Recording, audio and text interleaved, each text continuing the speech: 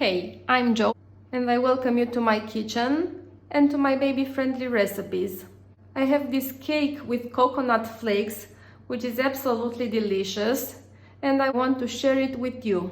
For this, you need 2 eggs, 180 grams of flour, 2 teaspoons of bio baking powder, 100 grams of coconut flakes, 1 spoon of stevia, 250 milliliters of milk, and 125 grams of melted butter. What I'm going to do now is mix the eggs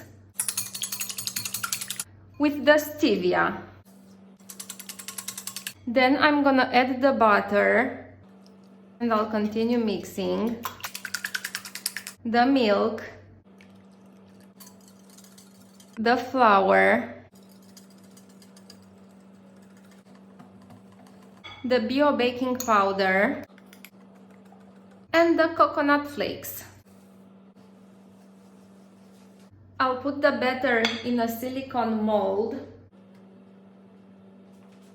and I will put everything in the preheated oven for 35 minutes at 180 Celsius degrees.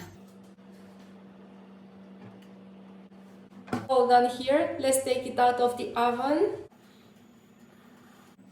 You can put it on a plate.